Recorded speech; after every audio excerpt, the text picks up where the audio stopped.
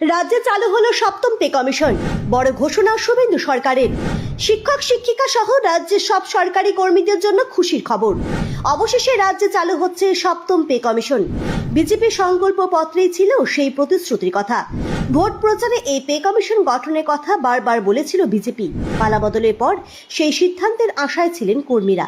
এবার মুখ্যমন্ত্রী শুভেন্দু অধিকারীর শপথ নেওয়ার ১.৫ সপ্তাহের মধ্যেই সে পে কমিশন গঠনে মিলল অনুমোদন। সোমবার নবান্নে মুখ্যমন্ত্রী শুভেন্দু অধিকারীর নেতৃত্বে মন্ত্রিসভার বৈঠক ছিল।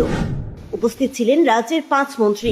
সাংবাদিকদের মুখোমুখি হয়ে পুরমন্ত্রী অগ্নিমিত্রা পাল সব সিদ্ধান্তের ব্যাপারে জানান। তিনি বলেন, রাজ্য সরকারি কর্মী, বোর্ড, নিগম, স্থানীয় সংস্থা ও শিক্ষা প্রতিষ্ঠানের কর্মীদের বেতন কাঠামো সংশোধনের লক্ষ্যে সপ্তম বেতন কমিশন গঠনে অনুমোদন দেওয়া হয়েছে। তবে বকেয়া ডিএ বা মহার্ঘ ভাতা দেওয়ার ব্যাপারে কোনো সিদ্ধান্ত নেয়নি মন্ত্রিসভা।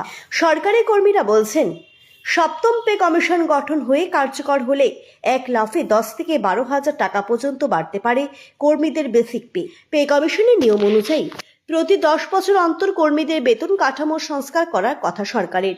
যদিও অনেক সময় দেখা গিয়েছে সেই নিয়ম মানা হয়নি।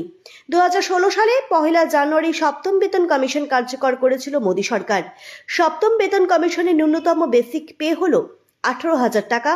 সর্বোচ্চ বেসিক পে 2.5 লক্ষ টাকা ধার্য করে সরকার। সপ্তম বেতন কমিশন গঠনকে স্বাগত জানালো সংগ্রামী যৌথ মঞ্চের প্রতিনিধিরা। তবে বকেয়া মহার্ঘ ভাতা নিয়ে সরকার আজ কিছু জানাবে এরকমই আশা ছিল সংগ্রামী যৌথ মঞ্চের প্রতিনিধিদের। তবে তারা এখনো আশাহত হননি। তারা সরকারের উপরই ভরসা রাখছেন। সে কথা তাদেরকে দেওয়া হয়েছিল, সেই কথা রাখবে সরকার।